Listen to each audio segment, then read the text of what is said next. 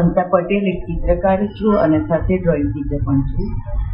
આજે જે વર્કશોપ જે મેં આયોજન કર્યું છે એ પહેલાં શરૂઆતના તો મારા ગુરુ હતા સકરાભાઈ પટેલ, અને એ નવરંગપુરા ગામના વતની હતા.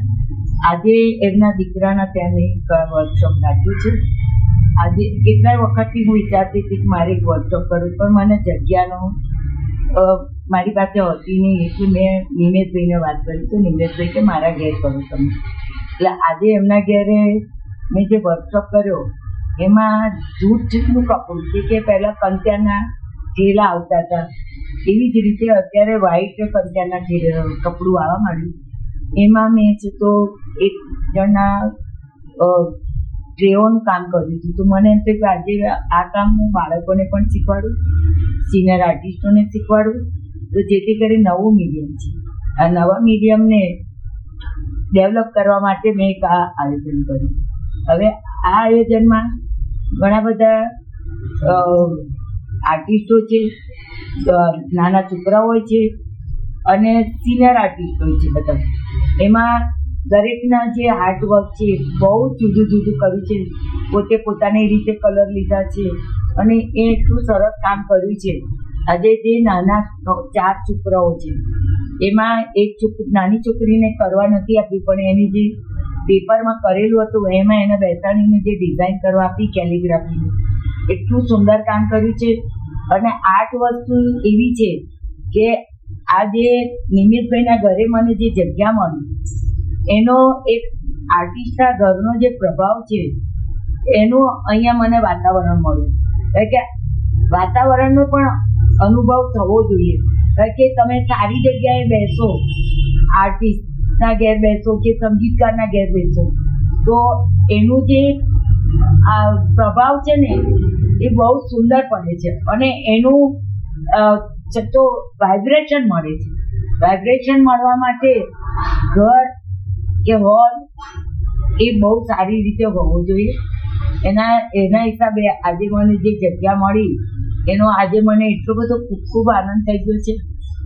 નામ નિમિષ પટેલ છે અને હું પણ એક ચિત્રકારનો દીકરો છું. મારા ફાધર શકરાભાઈ પટેલ, શરદ પટેલના નામથી CN ફાઇન આર્ટ્સમાં પ્રોફેસર હતા અને મેં એપ્લાઇડ આર્ટ CNમાંથી મેં પાસ આઉટ કર્યું અને છેલ્લા 40 વર્ષથી હું ફોટોગ્રાફી કરું છું અને ગ્રાફિક ડિઝાઇનનું કામ કરું છું.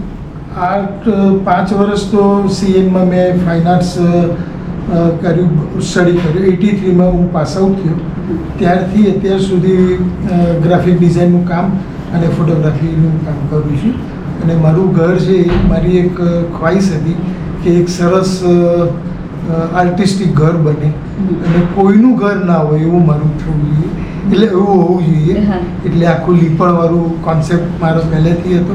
એટલે આભલા અને જે કચ્છી કામ જે કહેવાય એ કચ્છી કામથી આખું મેં ઘર ઇન્ટિરિયર મેં મારી રીતે મેં તૈયાર કરેલું છે. અને મારા વાઈફ પણ આર્ટિસ્ટ છે અને એમણે 20 વર્ષથી આ જ જગ્યા ઉપર અમે ડ્રોઈંગ ક્લાસ મારા વાઈફ ચલાવતા હતા અને કોવિડથી અમે આ ડ્રોઈંગ ક્લાસ બંધ કરીને આજે આટલા વર્ષ પછી આટલા બધા આર્ટિસ્ટોને આટલા બધા સાથે કામ કરતા હું જોઉં છું તો મને ખૂબ આનંદ થયો. અને આજે પણ મારા વાઈફ પાર્ટિસિપેટ થયેલી, એ પણ જૂથ ઉપર કામ સરસ કરેલું છે. સિનિયર આર્ટિસ્ટ બી છે, જુનિયર આર્ટિસ્ટ બી છે, નાના 2 બાળકો પણ એકદમ આવેલા છે. એ સરસ કામ કરી છે. આપણે રિયલી બહુ ફાઇન કામ, મને બહુ જ ગમ્યું છે યુટ્યુબ પર. આ આનંદ હું ક્યારે ભૂલી નહીં શકું. કારણ કે વર્કશોપ પહેલાં હું કરતી હતી વર્કશોપ, પણ એ અને આજનો વર્કશોપમાં બહુ જ અલગ જ છે, ડિફરન્ટ છે. કારણ કે મને અહીંનું જે વાઇબ્રેશન મળ્યું એનો આનંદ મને ખૂબ ખૂબ છે. અને નિમેશભાઈને અને અમારી વર્ષાને ખૂબ ખૂબ થેન્ક યુ. આર્ટિસ્ટોને છોકરીઓ સાથે 20 આર્ટિસ્ટો છે. એમાં એક તો ઘણા બધા રિટાયર્ડ પણ આર્ટિસ્ટો છે અને કામ કરે છે ચાલુ, અને ઘણી બહેનો જેને કશું જ નથી કર્યું એ બેન પણ આજે બ્રશ હાથમાં પકડીને એને પણ મેં કરાવ્યું છે. એનો મને ખૂબ આનંદ છે. મારું નામ વર્ષા પટેલ છે. મેં એટીડી કર્યું હતું અને મેં ડ્રોઈંગ ક્લાસ બી ચલાવ્યા અને મને બહુ જ આર્ટિસ્ટનો શોખ હતો. એટલે હંસાભાઈએ મને એમ કીધું કે મારે વર્કશોપ કરવો છે, મારી પાસે જગ્યા નથી. તો મેં કીધું કંઈ વાંધો નથી, આ મારું ઘર આર્ટિસ્ટ જેવું છે, તો તમે મારા ઘરે વર્કશોપ કરી શકો છો. બધી સિસ્ટર, બધા મારા આર્ટિસ્ટોને, તમારા સ્ટુડન્ટને બધાને ઇન્વાઇટ કરો અને એન્જોય કરો અને મજા કરો. એ જ મારો ધ્યેય હતો. અને મને બી મારા હસબન્ડ અને અમે બંને આર્ટિસ્ટ છીએ. મારા સસરા બી મોટા આર્ટિસ્ટ હતા, એટલે અમારા બધા બ્લડમાં જ આર્ટિસ્ટ છે, એટલે અમને બહુ ગમે આ બધી વસ્તુઓ, એટલે અમે વર્કશોપ કરી. આ તો બધું આ તો રિયાઝ જેવું છે. તમે જેટલી રિયાઝ કરો એટલું તમે સરસ કામ કરી શકો. આર્ટ સેન્સ, કલર સેન્સ એ બધું કામ કરતા જાઓ. જેમ સંગીતકાર જેમ રિયાઝ કરતો હોય એવી રીતે ચિત્રકારે પણ રિયાઝ આમાં કરવો પડતો હોય છે, ફોર્મની રીતે, કલરની રીતે, સ્પેસની રીતે. એટલે આજે દરેક જે કામ કરેલું છે એ સરસ કામ કર્યું. અને સ્પેસની રીતે જે 1 ફૂટ બાય 1 ફૂટના જે જૂટના જે બોર્ડ બનાવીને હંસાબેન જે લઈને આવે છે એમાં દરેકે પાર્ટિસિપેન્ટે જુદું જુદું કામ, જ્યોમેટ્રિકલ કામ કર્યું છે, ફિગરેટિવ કામ કર્યું છે. અને કોઈનું કોપી વર્ક નથી પાછું, એ બહુ અગત્યની વસ્તુ. અને કોઈના કલર સ્કીમ પણ સેમ નથી, બધાની જુદી જુદી જુદી જુદી કલર એપ્લાય કરેલી છે. આજે અમારા ત્યાં બધા આર્ટિસ્ટો ભેગા થયા, એટલી મજા આવી. બધાનું ફિલિંગ બધાને જ બહુ જ ગમ્યું. એક તો ઘર બી એવું આર્ટિસ્ટ અને ઉત્સાહ બી એવો, અને હંસાભાઈ શીખવાડવાવાળા પણ બધા આર્ટિસ્ટ સારા. એટલે બધાની ફિલિંગ એટલી બધી જોરદાર છે કે ના પૂછો વાત. બધા એટલા ઉત્સાહથી કામ કરે છે કે આપણને જોઈને જ નવાઈ લાગે, ઓહો અહીંયા તો બહુ જ મજા આવી ગઈ. એટલે બહુ આવો વારે વારે વર્કશોપ કરતા રહે અને મજા કરે, એ મારો ધ્યેય છે.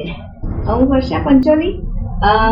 હંસાબેન સાથે અમે ગુજરાત રિજનલ વુમન આર્ટિસ્ટમાં જોડાયેલા છીએ. અને હંસાબેને આ જે બાળકો માટેનો વર્કશોપ લીધો છે એમાં અમને પણ બોલાવ્યા હતા. અને જેમાં આ ટ્રે બનાવવાની અમને જૂટ ઉપર વર્કશોપ હતો, જૂટ કાપડ ઉપર ટ્રે બનાવવાની. તો એમાં અમે ભાગ લીધો છે અને ખૂબ મજા આવી. બધા આર્ટિસ્ટ હતા, બાળકો હતા, બાળકોની મમ્મીઓ હતી, બધાનું કામ જુદું જુદું, બહુ સુંદર.